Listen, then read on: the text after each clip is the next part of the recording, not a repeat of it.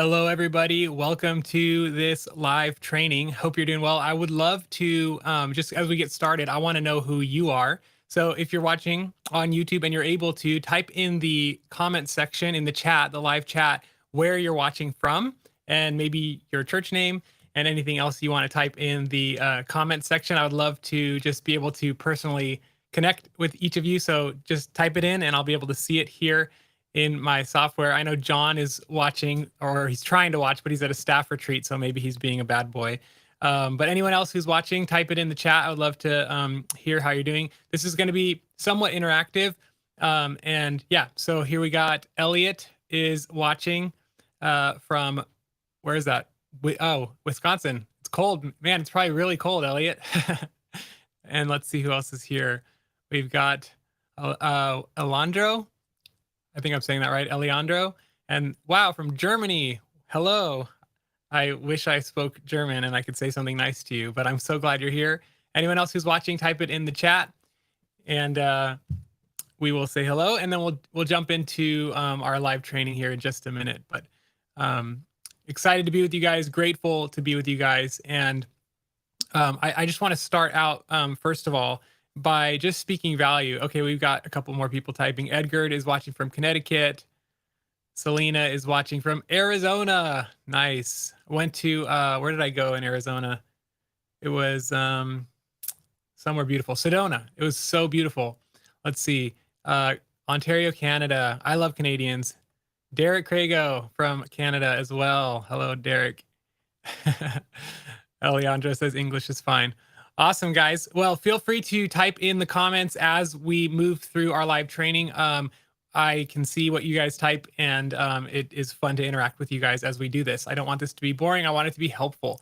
So let's, before we even really get into the live training portion of this, I just want to start by thanking you. Seriously, thank you for what you do every single week, for what you do to lead your teams, to shepherd your people, to herd the cats, so to speak. You know, it's difficult to be a leader. And I just want to personally say thank you for investing into people on a weekly basis. You guys are amazing. You guys are heroes. And God is using you way more profoundly than you could ever, even realize. And so I just want to start by just speaking value and saying thank you for what you do. We don't hear it enough, and maybe you don't hear it enough, maybe never at all. But I'm telling you, thank you. What you're doing is important, and what you do matters. And the fact that you're even here in a live training to grow and to improve shows me that you are the kind of leader that God can entrust with a ministry. And so God bless you guys. I'm grateful to serve alongside of people like you. So that's my thank you to you. Now let me tell you just a little bit about me. My name is Alex Nfiedjin. I'm the founder of Worship Ministry Training, but I'm also a worship pastor just like you. I've served, in churches of 150, small Baptist churches, 450, 750, whatever. Now currently serving at a church of 10,000 people in Los Angeles, very large, very fast-paced, complex church. I also served in music ministry overseas on the mission field for 2 years, back when I was in my early 20s. So I've kind of seen multiple contexts, and I've been able to see what works in multiple contexts. And that's why I feel like God has given me a very just broad perspective about what are the principles that we need to live by and apply in our ministries that work no matter what size church you're in, no matter what country you're in. The leadership principles and the worship principles can be applied no matter what context. And so I'm excited to spend this time with you guys talking about rebuilding our team. So let me jump over to the slideshow view here, and thanks for tuning in today. I hope this episode encouraged you. There we go. Okay, good. And if you guys can't see these slides, please let me know, because I definitely want to, just make sure that I'm doing everything right. So here's what we're talking about today. We're talking about rebuilding our teams after COVID. And what the way we're going to structure our time is, it's going to be about 30 minutes of me teaching, and then we're going to do about 15 minutes at the end of Q&A, where you guys can type your questions into the chat, and you guys can ask whatever you want, and I will answer those questions. And, probably it'll be questions about some of the topics we're touching on today. So that's kind of how we're structuring our time together. And again, we are talking about how to rebuild our teams after COVID. And the reason why we're talking about this is because most of our ministries, I know my ministry has, we were severely impacted by the past 2.5 years of pandemic, political upheaval, social upheaval. All this stuff going on over the last 2.5, 3 years has dramatically impacted our churches, including our worship ministry. So the average church attendance, it's statistically shown, is down 30%, and mega churches are down 50% on average. And that means our teams have been impacted by people we've lost. And so I don't know about you, but if you have lost people in the team, on your team, please type it in the chat right now and just let me know. Just say I lost people, or me, or whatever. But let me know that you've actually lost people. And as you do that, I was thinking about my own team, and I was counting how many people I lost during the pandemic. And we had, on our main sanctuary worship team, we probably had 50 people kind of involved on a regular basis. We lost about 10. That's 20% of my team disappeared over 2 years. So if you lost people on your team, let me know in the chat, and and then I'll give you some ways that we can rebuild. So when we lose team members, it obviously makes running our ministry difficult, because we're supposed to schedule teams, we're supposed to invest in people. Julie said she didn't lose people, but availability definitely dropped. Yes, so that's a great point, Julie.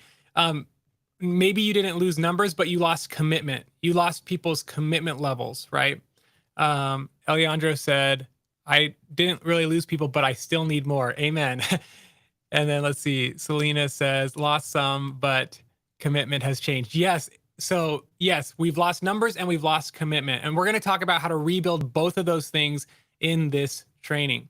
And so when we lose people, it's easy to be upset, fearful, maybe overwhelmed, or like losing hope, not feeling hopeless, but just like, oh gosh, this is so frustrating. But God did not give us a spirit of fear. Scripture says, and where we just sit and grumble and complain and cower and, run away, which a lot of people are doing, by the way. A lot of worship leaders are leaving their churches. A lot of pastors are leaving their churches in this time. God did not give us that spirit of fear, but he gave us a spirit of power and of a sound mind. And he called you, each one of you watching this, to your position for such a time as this. And he is going to help us figure out how to rebuild our teams, to rebuild the health, to rebuild the commitment of our teams. And so here in today's lesson, we're going to talk about 4 ways to rebuild your worship ministry. Okay, so here's 4 ways to rebuild. Some of it goes to the commitment side, and some of it goes to the actually, personnel recruiting side of things. So the first way that we're going to rebuild our teams is we're going to reimagine. And I would encourage you to take notes if you can. If you're watching this where you can, type out notes or write down notes, I would encourage you to take notes, because we retain more information when we take notes. So reimagine. So I know you all know this. We live in a very different world now than what we had before COVID.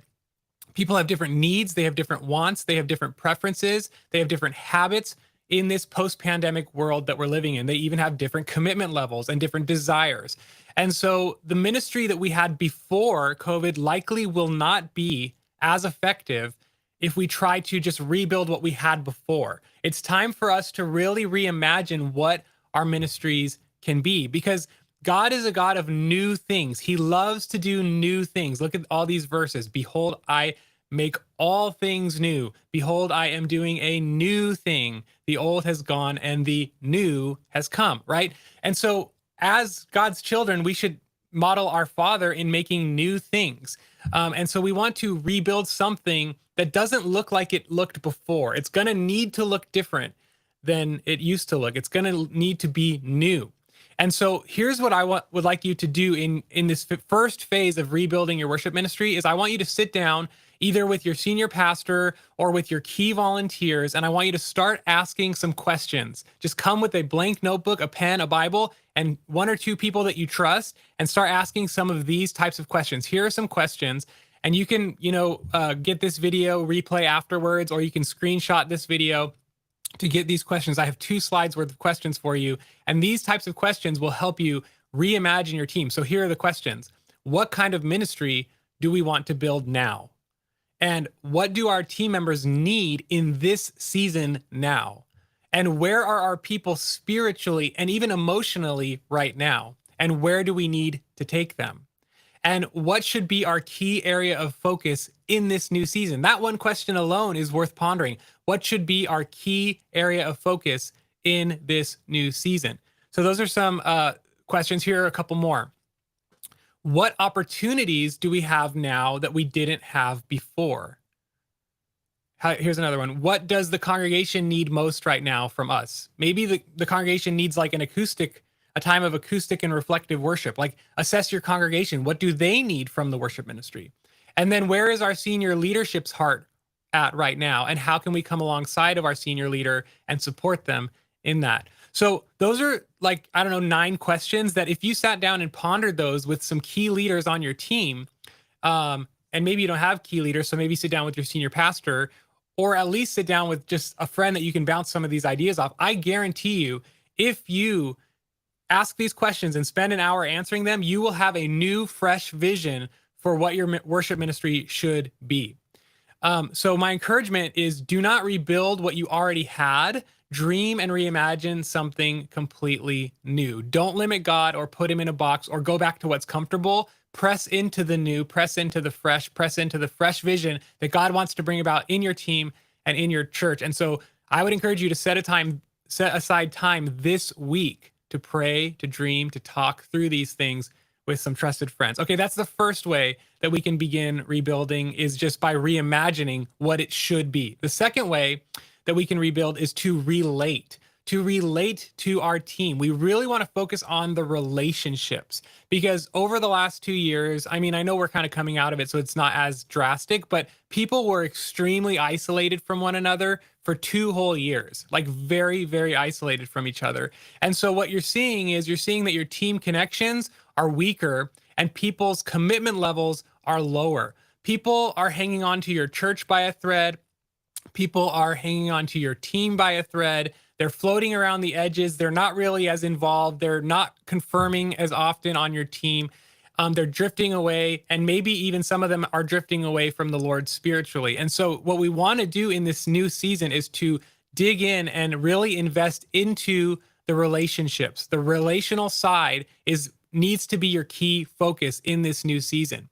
So if you want to build your team after COVID, then I would encourage you to start building by investing into the people who are already there with you. Start building by investing into the relationships with the people who are already there with you. Strengthen that core group and build community and connections, because people are longing for that. And when they feel like they belong, they'll be more committed. So you want to do things where you're laughing together, you're having fun together. They need to realize what they've been missing. If they've been floating around on the outside, on the periphery, bring them in through relationships, through fun community building activities. Really, truly, community is everything in this season. Community and connection are everything in this season. And so my encouragement to you would be to plan out some parties, throw some potlucks, invite people over to your home, go out to lunch together after service every single week. Like, hey, we're just going to all go get Subway together. It doesn't have to be expensive or complicated. It's just about building those relational things. Some other ideas: take team members out one-on-one or two-on-one to coffee in the middle of the week. Do some fun off-site activities like bowling or mini golf.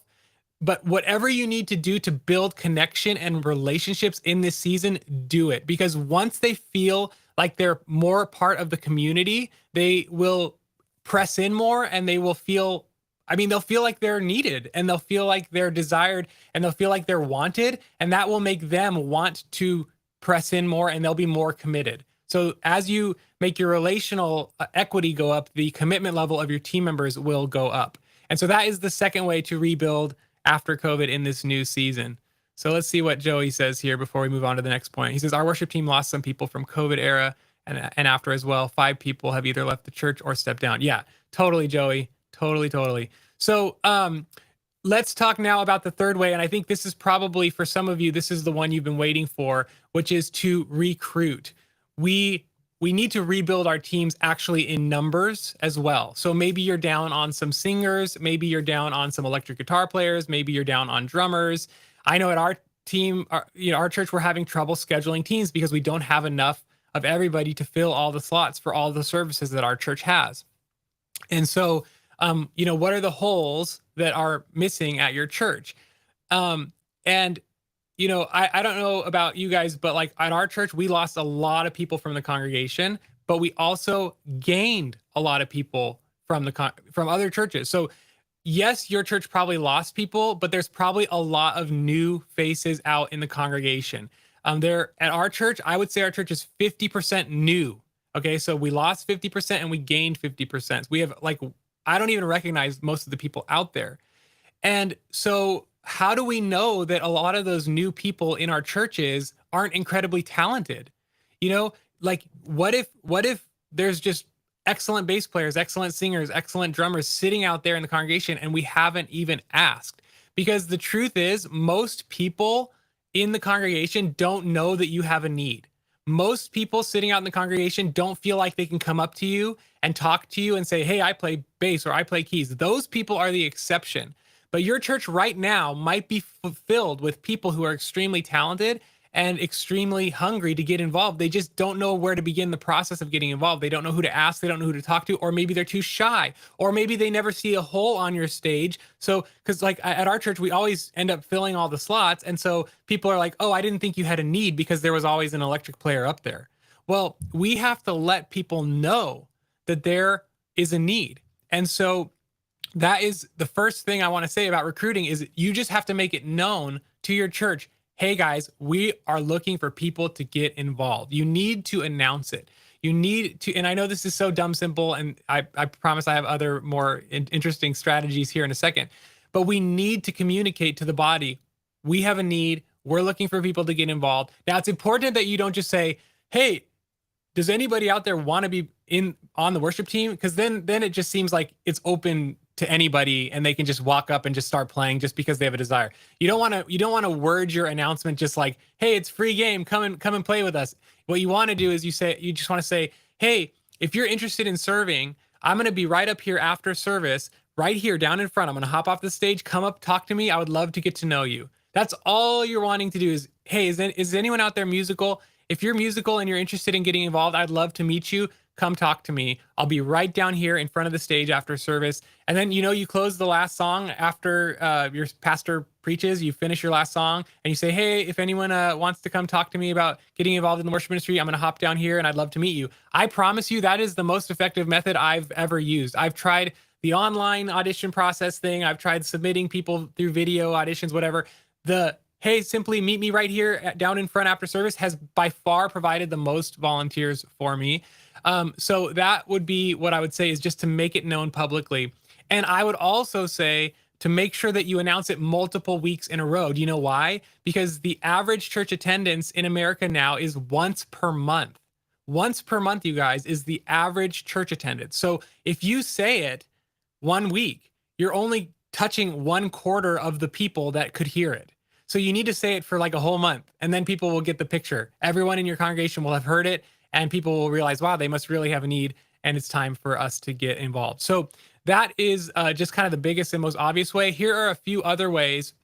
Well, actually, let me tell you where you can announce it. So yes, we talked about from the stage. You can also announce it from social media. So, make a couple posts, have your church make a couple posts on social media and post it out there. "Hey, want to get involved in the worship ministry, contact so-and-so," right? Or put it in the church newsletter or the church bulletin if you have it. Do a youth group announcement because, man, I love youth kids. They are the best, and they are the best musicians usually in the church. So just announce it in multiple spaces and multiple places on multiple mediums, okay? So that is the announcing part of it. The other part to actively recruit is to pray. Like, how much time do we actually commit to praying for what we need? I mean, it's God's church. He can provide. He knows what we need. How often do we ask him? And I think I'm guilty of this. I don't know about you guys, but I'm totally guilty of not just asking God for what I need and being specific. Like, "God, I need some good singers who can sing lead and who can sing harmony. Please provide." And just putting that as part of my daily devotion and asking, like the persistent widow, knock, knock, knock, knock. I'm just going to keep asking. I'm going to keep bugging God, and I'm going to be persistent about it until he provides. So I would say if you haven't been praying, let's start there. That's probably like foundation 101, right? So be specific, pray often, pray frequently, and make it part of your morning prayer time. Ask God for what you need. He wants to provide workers for the harvest. He wants to, and he tells us to ask. And so let's just start with prayer. The second way that you can actively recruit is to ask a couple different groups of people. Number one, ask your team. Start by spreading out the recruiting process to your entire team. They have a network of people that you don't know. So, hey guys, shoot an email to your team. Hey guys, do you guys know any musicians, from your family? So a lot of times, musicians have musical siblings or musical uncles or musical mom or dad. So ask your team if they know any musicians, and then ask them to keep their ears open for any musicians that they come across in the church, because you want to expand your network. So ask through your team. The other thing you want to do is you just want to get out of your green room or your backstage or wherever, and you want to be out with the people and actually ask the people. So what I mean by that is, like, get into the lobby, get into the hallways, get into the pews before and after service, and just start talking to people. And when you start talking to people, you're gonna, hey, what's your name? Da da da. Oh yeah, and aren't you the worship leader? Yeah, I am the worship leader. Hey, are you musical? Like that is such a natural flow of conversation when you're the worship leader. It's just so easy, and you'll be surprised how many people are like, oh yeah, I used to play bass at my old church. Oh really? Well, why didn't you say anything? Oh, because I didn't know you had a need. So get out of the green room, get out of the, backstage area if you have one, and be with people and get to know people in your church, and just start asking. I did an interview with Jason Houtsma from Worship Artistry recently. It'll be releasing on the podcast in January. But he built his worship team. He's in a church of 50 people. He built his worship team from 2 to 15 in like 6 months, simply by asking people in the congregation, do you play anything? Do you play anything? Do you play anything? Do you play anything? So ask. Okay. The next way to actively recruit is to search. And what I mean by this is search in other ministries. So maybe your church has a Tuesday night men's group, and maybe they have a worship time. Well, why don't you just poke your head in there and be like, oh man, that guy sounds good. Like, I didn't know we had an electric guitar player. Like, you know what I mean? Like, or that worship leader can sing really well. Maybe, I can invite them to sing with me. So search in men's ministry, search in women's ministry, search in youth ministry. If your church has these ministries and they have a worship component, not all of you do have that, but if they do, go search, go poke around. I love going to the youth group and asking the kids, like, hey, any of you play instruments? Because youth kids have no musical baggage. They have no bad musical tendencies, bad habits, and they have loads and loads and loads of free time, 1, to practice, and 2, to actually serve. So go out and search for people in your church who are already serving in different ministries. The next way is to repurpose. Repurpose, what do I mean by that? Okay, so repurposing your team members means training your team members up in a secondary instrument. So a lot of guitar players can easily learn bass because the fretboard is the same. So if you have a guitar player and you can train them up in bass, now you have 2 musicians in one. So now one person can cover twice as many slots, can fill twice as many roles. A percussionist could possibly be trained up to become a drummer, or vice versa. A singer can often learn piano, simple piano chords, right? Or at the very least, a singer can play a shaker and a tambourine on their leg when, on the verses, right? So you want to double up people's potential to serve. So you take your existing team and you multiply their abilities. And that's what I mean by repurpose. You can fill twice as many slots with the same amount of people if you learn to repurpose some of your musicians. So maybe you haven't done that before, maybe you haven't thought of that before, but at the very least, like, see if you can get a guitar player to also learn bass, or at the very least, see if you can get a singer to also play the shaker and the tambourine on the verses, okay? So that is what I mean by repurposing. And then the last way is just to wait. If you're praying, if you're asking, if you're searching, if you're repurposing, sometimes if the Lord's not providing, it's not the right season. God is all sovereign, all wise, all knowing. He knows what your church needs. I remember I was at a church once where I wanted a big full band, and God never gave it to me. He only gave me piano players, so I never had electric guitar. But I found out later that that church had been blown over by a worship leader who was like playing really loud rock and roll music and like flattening all these old people and crushing all their feelings and making them feel isolated and unloved. And the church, when I got there, didn't need a full big band electric thing. God knew he didn't give me what I wanted because he knew what the church needed. So trust that God in his timing will bring the people that you need if you're doing all of these other things. I'm not saying be passive, do all these other things, and in the end, trust and wait for God to provide what you need just at the right time. Okay, last thing we will do before we go into our Q&A time is the fourth point, which is, did I miss a slide? To reiterate. So the fourth way to rebuild your team in this season is to reiterate. And what do I mean by reiterate? I mean, this is the time now more than ever to reiterate your vision, your values, your culture, your expectations, everything. You want to talk about the things that are important. You want to remind your team. You want to refresh your team's memory about who they are and how you want them to operate. You have to go back and rebuild your team in this season on a cultural level, And why is this? Because number one, hopefully you have added a few new team members to your team in this season, or hopefully you will in the coming weeks and months after you watch this video. But secondly, your previous volunteers are still in a haze and a daze from the past 2 years. Their mind is off the game. Their mind is off the ball. They've forgotten what's expected. I don't know about you guys, but my team's starting to show up later and later. You know, they're canceling more and more. So it's like we need to reiterate, hey guys, this is who we are. This is how we operate.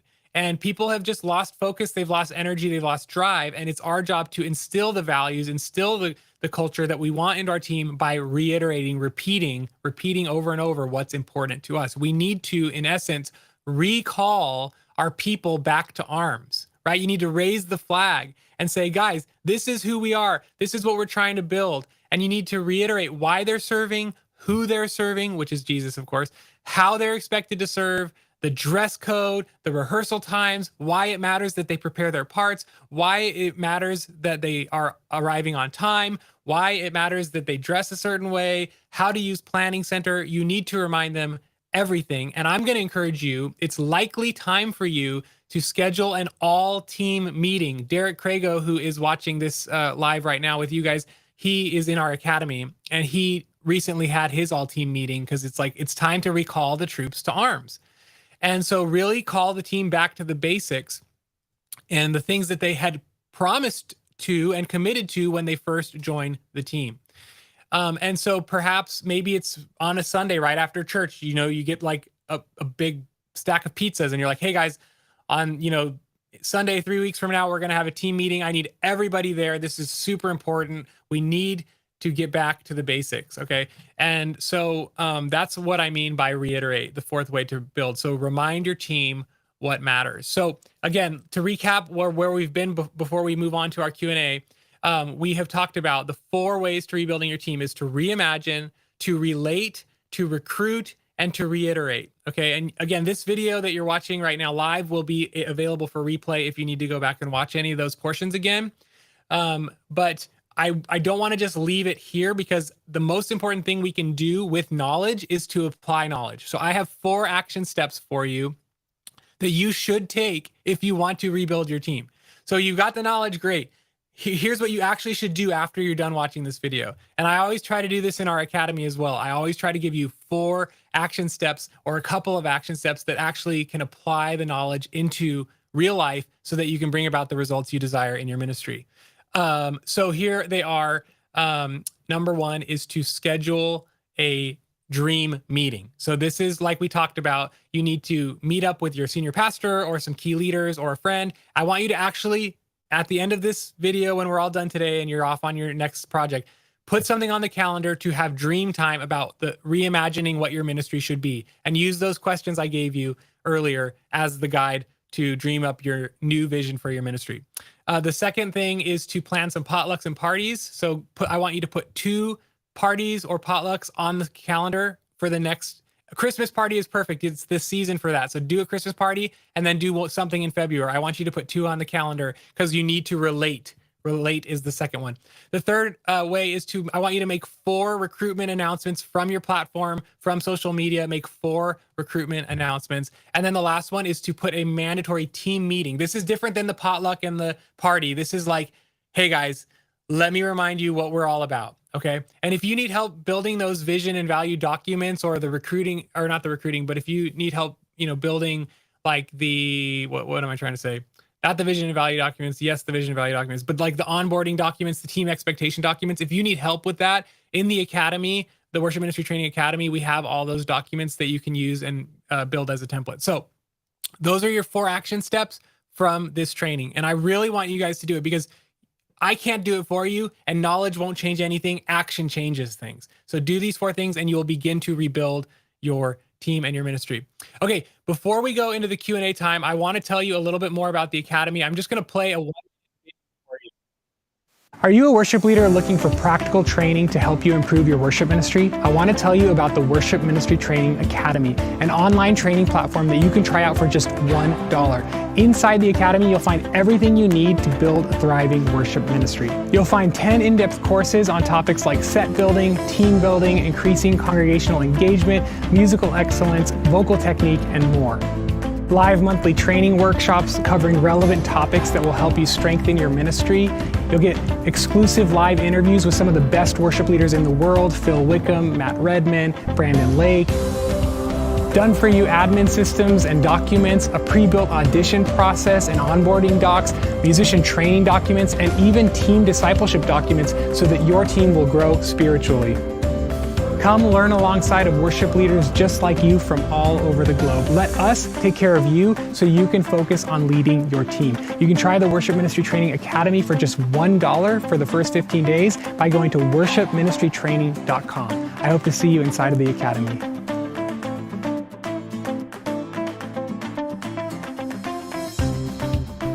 Cool. So yeah, guys, I want to really encourage you, if these types of practical trainings are helpful, we do have an academy that is, everything you saw in that video. I would love for you to try it. It's $1 to try. So, and I actually have, just for you guys, this is a little special thing. Just for you guys today only, I have a coupon code running for 20% off the regular price. So it's usually $29.99 a month. And I think with the coupon code, it's like $24 a month. Or for the annual plan, it brings it down to like $16 a month. So if you feel like this would be helpful to you, if you want help with, all these courses and live trainings and live coaching calls, plus all the documents, check it out. It's $1 to try, worshipministrytraining.com. Okay, let's go into our Q&A time. I would love for you guys to let me know what specific things that, you'd love help with in this season. So I'm looking at the comments here. As we talk about recruiting, as we talk about rebuilding, are there any questions or comments about, this topic? Please type them in the chat and I will post them up on the screen.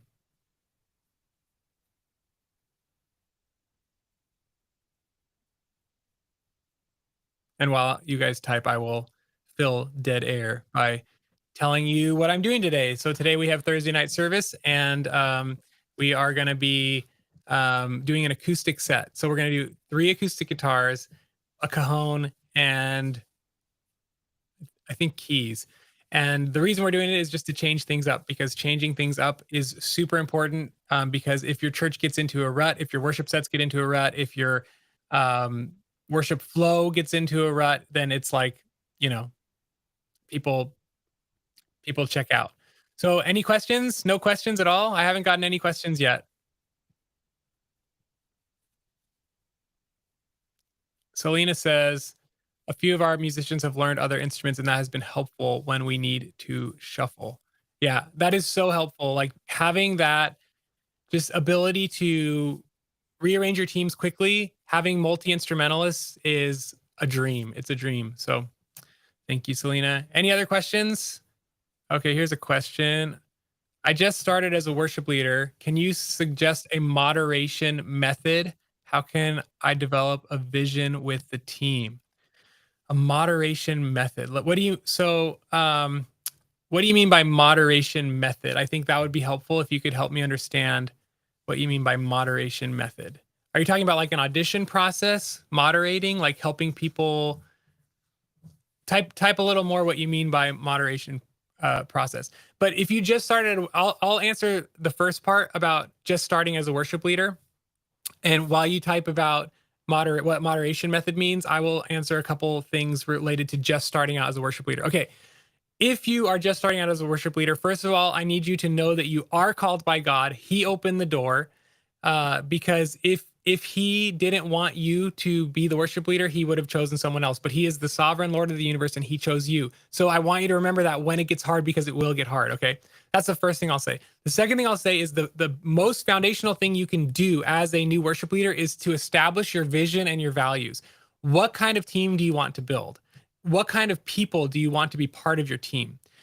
So I would just encourage you, like, really to spend that time praying and thinking, God, who do we want to become? Who do we want our people to become? When someone else describes our team, how would we want them to describe them? What words would we want somebody to use when they're describing our team? And really dream up your team. And then you start to help your team understand that by communicating it. Hey, guys, we are first and foremost worshipers. We honor God with, everything inside of us, and we live godly lives. Like, that's our number one value. Our second value is this. And you start to communicate those values. So as a new worship leader, you want to have the ideal team in your mind so you can begin to communicate that to your team members. Because if you don't communicate it, they can't become it because they don't know what you're asking for them. So like I said, first thing, know that you're called. Second thing, dream up your ideal team and begin communicating it. Third team is to develop healthy and good rhythms and routines for your ministry so that your ministry becomes stable, so that you're sending out your set notes on the same days, you're picking your sets on the same days. You want to create a really reliable machine, a machine of a ministry, so that it's really stable for your team. Those are the first three things that you want to do. And again, you can try all that in the academy for $1 for 15 days and just take the courses and learn as much as you can for that $1. Okay, so let me see what you meant by a moderation method. Let me see. Let's see. How do I lead the team discussion? Oh, okay. Do I ask each team member one after another to share his vision? Should I do? Oh, I see what you're saying. So you're asking, how do I, okay, you're asking about how do you develop the vision and how do you lead the discussion about the vision from the team? Okay, so this is very important and I want everybody to pay attention. Do not include the entire team in the vision discussion process because it's not for them to decide. You should have just a small group of people that you trust to help you develop the vision. You should have a small group of people you trust to help you develop the values. You shouldn't be like, all right, everybody, Johnny, who's 14 years old, and Susie, who's 65 years old, and like this person who's a brand new Christian, let's all get together and dream up the team. No, your job is the leader. You're the leader to come up with those vision and values. And so I would say, what I would do is I would go off alone and pray and write things down. And then after that, I would bring it back to a few trusted friends and say, hey, this is what I'm thinking. Can you speak into this with me? And then you guys form that. And then once you guys have that decided, then you communicate it to your whole team. So don't let the whole team speak into the vision and values. You start with the Lord, then bring it to a smaller group of people, and then bring it out to your team. Okay, hopefully that answers your question. So Joey asks this. He says, how can I recruit more people in our worship team when the church I go to is small and most people are involved in other ministries, don't want to overwhelm them? That's a great question, Joey. So what kind of advice do I have for you other than to really pray? I do think don't say no for people. One thing that I've done in the past that's been a mistake is I've put limits on people because I'm trying to protect them from being overwhelmed. But people, most people who are mature enough can say no for themselves. So what I would do is I would approach people and say, are you interested? I know you play. I know you're also involved in leading this men's group, but like, what do you think about once a month joining me? And ask them to give them a smaller commitment. Like, I don't need you to play every week. Would you like to play once a month? And then after that once a month, see if they want to ramp that up. But they can say no for themselves. So I would encourage you, don't say no for them. Because I used to do that. I'd be like, oh, I can't ask them to do that because, they're going to get overwhelmed. But let them say no. You just simply ask, tell them, pray about it. Maybe God's actually, using you to help shift them away from men's ministry. Maybe God wants them to be done serving in men's ministry or whatever other ministry they're involved in. And God's going to use you to begin that process. So we don't know what the Lord's doing in their life. So I would say just approach and ask. And again, I told you about my conversation with Jason Houtsma from Worship Artistry and how he went from 2 to 14 people, and his church is only 50 people. Okay, so that interview that I did with him is coming out in January. So it's January 1st. You'll see that on the podcast if you do listen to the podcast. If you don't, check it out, Worship Ministry Training. And that interview will probably give you some more ideas. But my number one thing for you is don't say no for people. Go ask them and let them say no to you. So that'll be my conversation there. Let's see. So Selena is saying, what is your audition process? Mine seems to scare people away. Yeah. Okay, great question. And by the way, guys, we're going to go for about 5 more minutes. So I'll get to as many questions as possible. And these are great questions, by the way. Thank you. So my audition process, first of all, what I like to view the audition process as is simply an interview. It's a get to know somebody. That takes a lot of pressure off of it. So if you have this like huge wall that you're like, can you jump over the wall? That's a very scary situation that we put people in. So I would say, instead of making it like a wall that they have to jump over, make it a conversation. Say, hey, if you're interested in getting involved in worship, I would love to meet you and get to know you. And that's literally it. I want to meet you and get to know you. And so what we do is I actually have some papers and expectations document. This is what we're looking for in a team member on a spiritual level and then on a musical level. And that allows them to even assess, our church has pretty high standards because it's a big church. But like, if they can't play with a click track, if they can't, sing harmony or whatever, like they can see, oh, I need to work on those things. And if they're not at my church, if they're not at that level and they see that on the expectations document, then they just say, oh, I don't know how to do those things. And I say, oh, well, that's okay. We have other places for you to serve. Like, you could join the choir and learn how to sing harmony, or you could join the women's ministry and get better at playing keyboard with the band, right? So, but in terms of the actual audition process, first they get the expectations document, then they schedule an interview. Actually, no, I'm sorry. They submit an online form that just like their spiritual background, how long they've been coming to the church, how long they've been saved. Do you have any major areas of sin that would disqualify you from being a ministry leader, blah, blah, blah. It's this online document. And again, I'm going to keep plugging the academy because it has all this stuff for you to just copy and paste into your own ministry. But basically, after they fill out that form, I schedule an interview with them. I meet with them. I sit down, we talk. And I don't even talk about music at all. I just want to know, who are you? Who's your family? How long you've been coming to the church? All the spiritual stuff. Then we talk about the musical stuff. And then at the end, I say, okay, first of all, if I feel like they're spiritually a good fit for our team, culturally and spiritually a good fit for our team, then I say, I'd love to just play with you a little bit and see where you're at.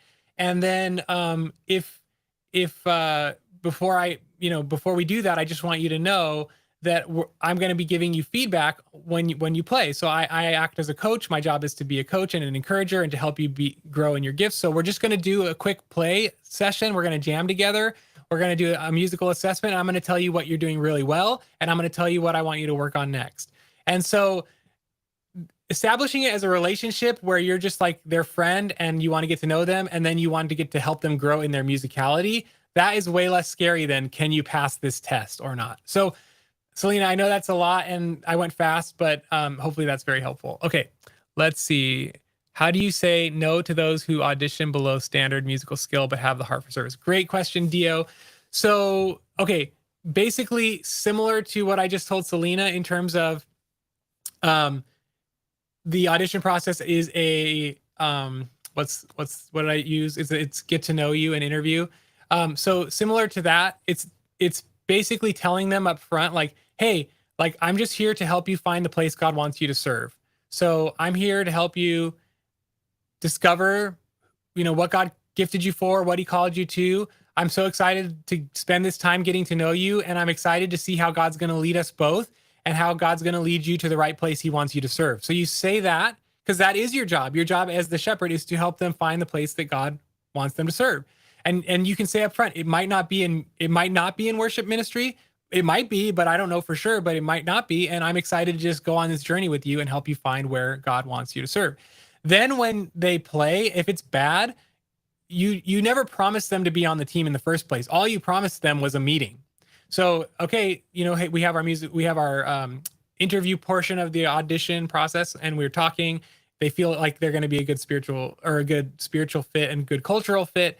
Let's do this musical jam session. I'm going to tell you what you're going to work on and what you're doing well. And then what you do is they play and you realize, wow, they're not anywhere close to where they need to be. You just say, okay, here's what you're doing really well. Good job here, good job here, good job here. And here are the things that I need you to work on. So your timing was really off, and or your pitch was off, or whatever it is that the problem is. And I want you to go work on that. And I'm going to send you some YouTube videos to work on that. And if sometimes they'll go off and do the work and come back and they'll be better. Sometimes they won't go off and do the work, and then that's on them, and you don't have to say no because you just told them what their next step is. So in other words, I guess what I would say is, don't tell them no, tell them what their next step is. So that's how I would approach that. And there's a lot more we can get into, but we don't have time. So let me see if there are any more questions. And let's see. I think that's good. I think we're good. I actually have to go to church. We have a prayer meeting right now in a few minutes, but I'm so thankful that you guys would spend this time with me. Again, I do want to encourage you, if you haven't yet, please check out the Worship Ministry Training Academy. It has everything you need to build a thriving worship ministry. And as I said earlier, you can get, this is just for you guys, by the way.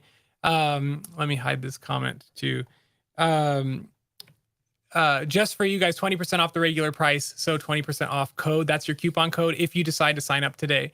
If not, no worries. You can get all the stuff on the podcast for free, and all the I'm going to be doing these like every other month in the new year. So I'm looking forward to continuing to have a relationship with you guys, and just very grateful again for you. So why don't I pray for you guys, and we'll all go off on our way and serve the Lord in our different areas. So let me pray for you guys, and then I'll see you hopefully either in the academy or at the next live training that I do in a couple months. So Lord God, thank you for this time together. I just pray that these worship leaders would know how much they're loved by you, and just how much you're using them. And I pray you would give them wisdom for all that they need, Lord. And thank you that your word says, I read it today actually, that if anyone lacks wisdom, let him ask God, who gives generously to all without reproach. So thank you that you give us the wisdom to lead our teams.